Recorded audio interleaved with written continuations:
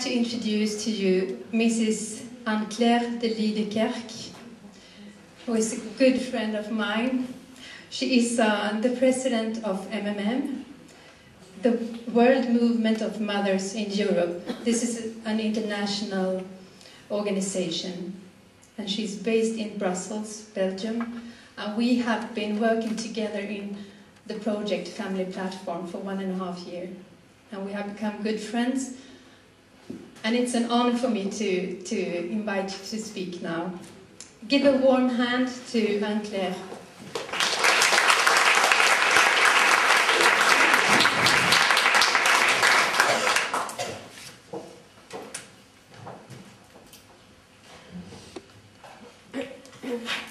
Thank you, Madeleine.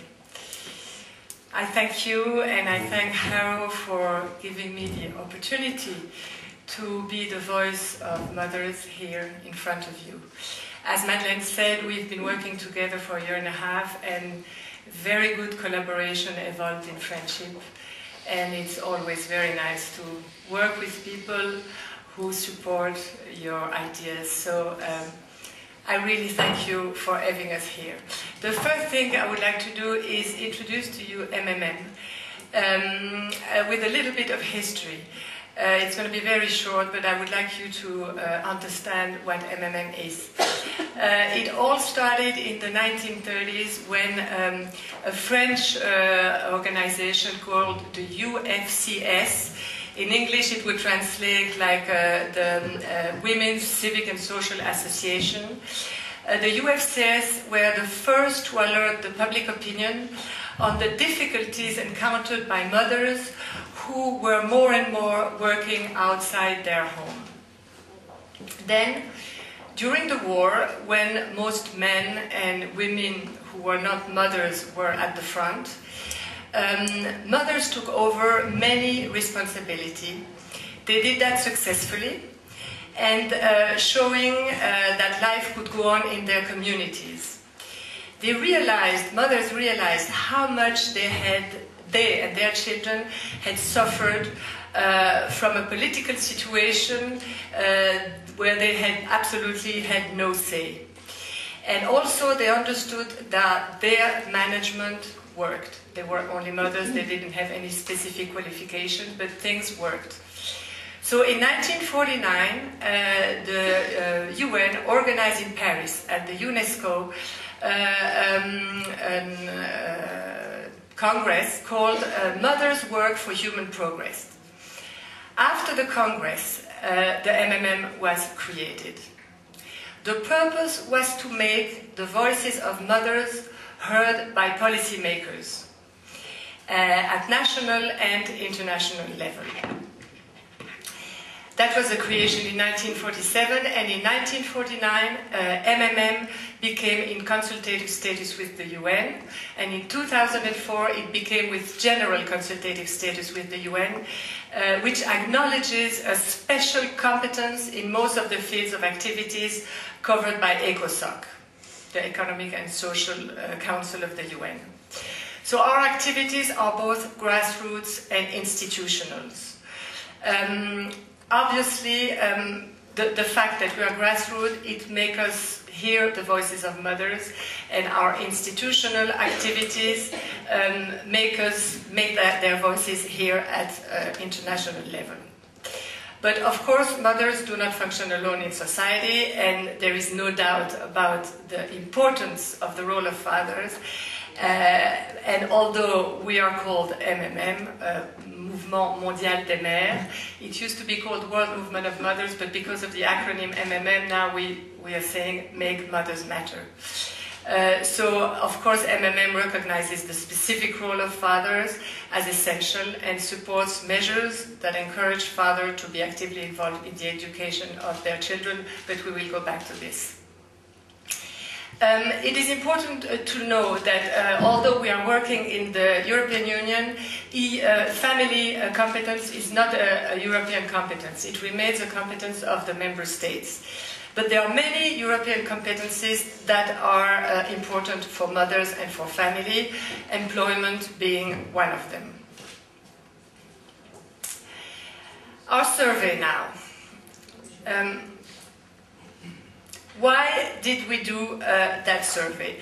I will first tell you a little bit about why we did that survey, and then we will go over different findings that we had. As Jonas told you, we were partners in the family platform, and one of our tasks was to report on the realities of mothers in Europe. What we didn't want to do is talk about the mothers. We wanted to give them the floor and make their voices heard. So how did we proceed?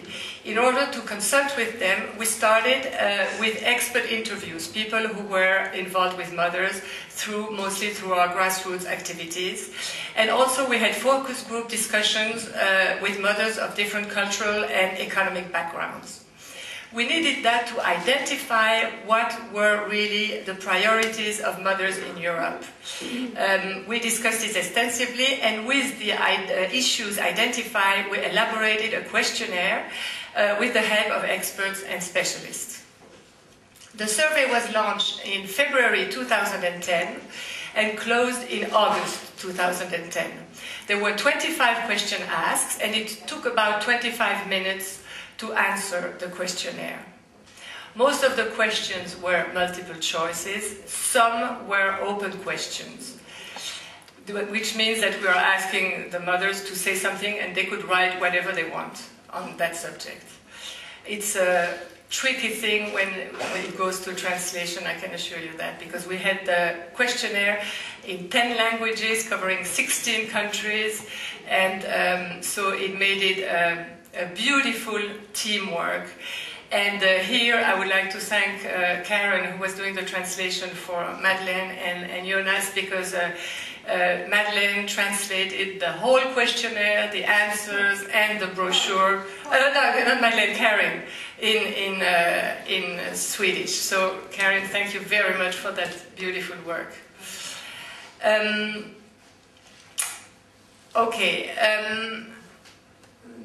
We wanted to learn what matters to mothers in Europe. Mothers, European mothers. Who are the mothers in Europe? Where do they live? What do we know about them? How many are they? Believe it or not, we researched European sources and could not find any precise answers to our question. If we describe a mother as a woman who gave birth or adopted a child, we really have very few statistics. Eurostat has some figures about women with children living under the same roof, which means that, for instance, me, I have 3 children, but they're all grown up, so I am out of the statistic of motherhood in Europe for Eurostat. Eurofound, for the European Quality of Life survey, asked the interviewed women, so there were women in general, a question: how many children of your own do you have? So there, it gives us a proportion, no accurate figure, but a proportion. There are 76% of women in Europe who have at least one child on their own. Thus, our sample can be compared only to sample of women in general, but not to women in particular, to mothers in particular. We are often asked about the quality of our sample. We discussed that already last night. And I will tell you a little bit about the sample so you understand who are the respondent mothers.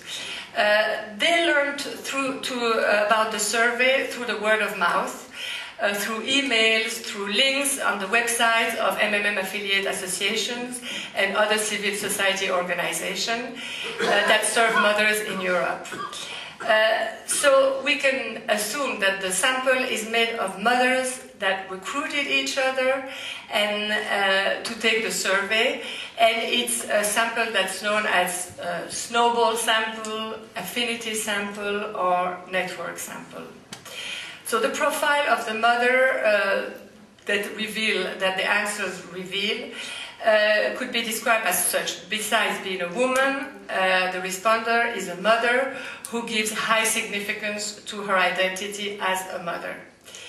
The respondents have access to a computer and both know how to use a computer and how to communicate widely through the internet. That's an important feature for the level of respondents. Respondents are also characterized by the motivation and ability to keep themselves informed on matters concerning motherhood. They are part of association, they are informed on what association and family organization do. Another feature of their motivation is that they were told that the survey would give them the opportunity to send a personal message to policymakers. The messages that they were able to send to policymakers were really long, and so that was something that really motivated them.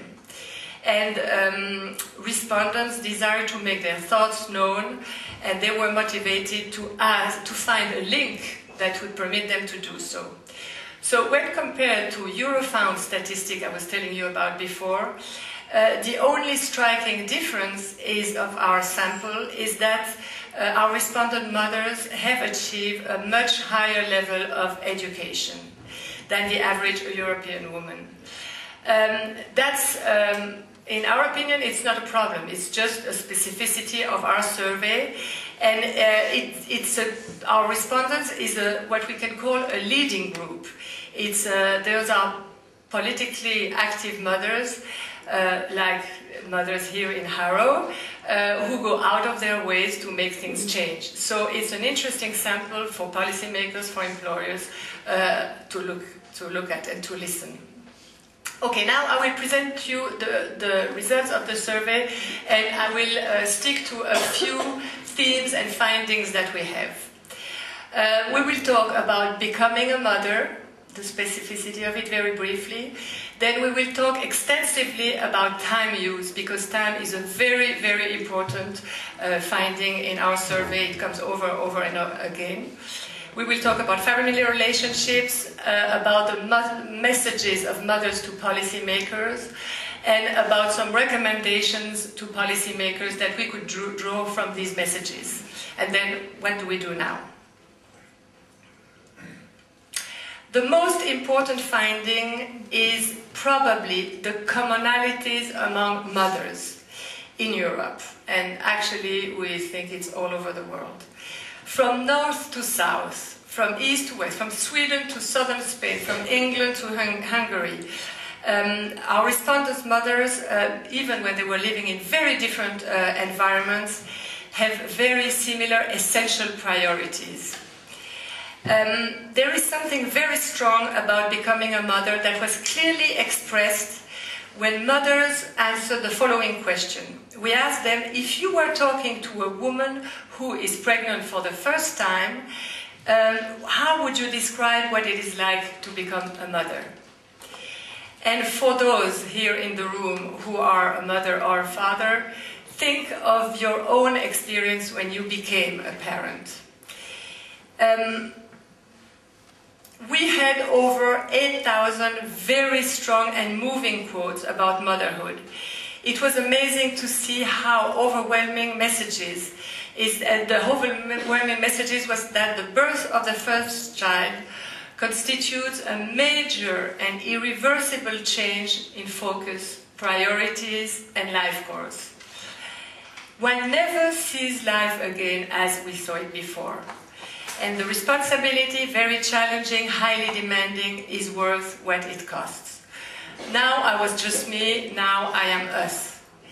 Another quote, it is the achievement of an enormous project. It calls for great responsibility and for commitment and for giving of oneself, but it brings with it great happiness. A big shock, everything changes, intense and impossible to describe in words. When things are in place, the love shared outweighs all the sacrifices that are a must. No other experience is like it in the world, and no greater accomplishment, degree, or career can outweigh that love.